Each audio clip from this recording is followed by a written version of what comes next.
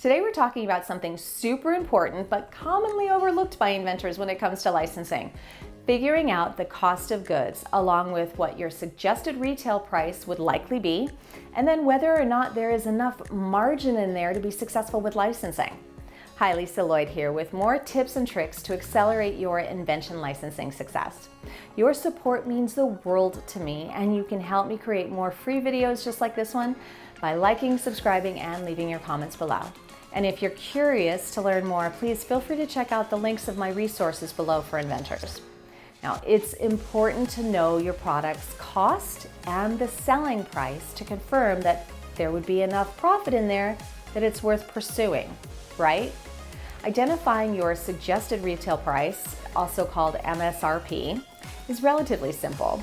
Research similar products to see what they're selling for and then compare their features and quality, right? And maybe even their brand reputation. Then assume that your price would fall somewhere within the range of these competitors. After all, you have to compete. Now, you could go slightly higher if your invention offers maybe a better quality or some unique, really meaningful features and benefits. It's not a perfect method, but you'll get close enough to calculate the potential profitability at least, and you don't need to worry about whether yours would be worth more later.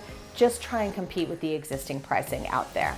Now, knowing your cost of goods, or COGs, which you'll hear me say throughout this video, is a bit more complex, and you cannot just assume that your invention will have a high enough profit margin to be worth it. Now, I'm not talking about the cost of what it cost you to make one at a time, for example, at home, or maybe a few by 3D printing at a time. I mean in full-scale production with the manufacturer later that gets hired from your licensee. So, there are two important reasons to know your COGs. First, it helps you to make smart choices about moving forward with your ideas and to avoid those expensive mistakes. It also helps grease the wheels when you're presenting for license later. Companies will need to know that it can be profitable, and in basically my experience, they often ask about the COGs during the very first call if they're interested at all. So let's look at how to estimate your cost of goods. Now, obviously, getting a quote from a manufacturer is the most ideal way to nail down your COGs. But you can't do this unless you have CAD files, computer renderings that help them know what needs to be built to quote off of, or even a prototype for them to be able to base a quote off of. If you do have that, you can simply reach out to a local manufacturer under non-disclosure and get a quote. Here's a couple of my pro tips for doing this though. Manufacturers work on a sliding scale where the cost decreases when the volume increases. It's called economies of scale. So ask them to quote you on the volume that will give you the lowest possible price. Don't just give them a number, a volume number, but actually work on whatever the number is they tell you is the volume to get the lowest possible price. Next, let them know that you're seeking a rough estimate only for validation purposes, not a formal quote. This honors and respects their time and helps you to get the information that you need quickly without putting too much of a burden on them. But what do you do if you don't have access to local manufacturers to get a quote from? Figuring out the cost of goods can really be tough in this case. You're basically left guessing how much it will cost you to make your product in large quantities. The good news is that we only need a guesstimate at the very least, and I have a couple of hacks for this as well. The first is to simply guesstimate based on similar products. Now, keep in mind that my specialty is low-tech consumer products, so this may or may not work for you depending on your invention. But go to the store and look for similar products and then estimate their manufacturing cost to be about 20 to 25% of the retail price. So if it costs $10 at the store, then the guesstimate cost would be somewhere around $2 to $2.50. It's not an exact science. That's why it's called a guesstimate.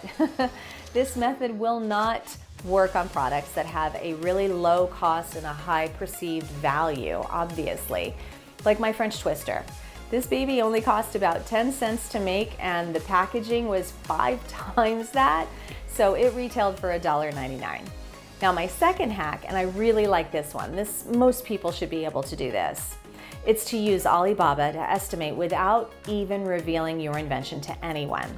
So first, do some research on similar products on Alibaba.com. Look at the types of products that closely resemble your invention and focus on the product's materials or any other nuances of your invention. Just get as close as possible to finding a similar item. It doesn't even have to be in the same category. Remember, we are just getting a guesstimate at this point, so you don't need to be exact. Just get as close as you can. Once you enter the type of product that you're looking for, you can scroll through all of the images to find anything that resembles your product. Then jot down the lowest pricing listed on each of the items that you find similar to yours. And I would say do this with 5 to 10 items just so that you can get a good idea of what that range might be. Now, I know this won't work for everyone, as I mentioned, but in most cases, it will get you a lot closer than your sole best guess will be. But if your product is more complicated, then just book a free call with me using the link below, and I'll see if I can help you get what you're looking for.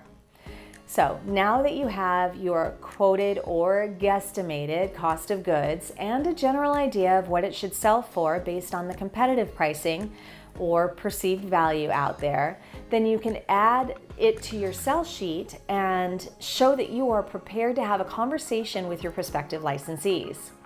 Trust me, like I said, if the company is interested, they will ask you about costs in your very first meeting. It happened on 3 separate calls that I just had recently with companies in just the last few weeks. So you don't need to have the exact answers, but you also don't want to look unprepared by not knowing the answer when the question comes up, or at least having a conversation around it.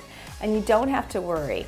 It is totally okay to say that you have a guesstimate and not the exact quote. They will still get their own quote either way, but you'll come across so much more informed and professional, and well, we all want that, right? Being an inventor can be tough and confusing at times, and I'm here to help. If you have any questions, just drop them in the comments below and I'll be sure to get back to you. Or if you'd like some one-on-one advice, feel free to book a free call with me using the link below. And if you're curious about my Ninja Inventor training, then please check out the links below to learn more. Let's tackle this journey together, and I hope to see you on the other side and on store shelves.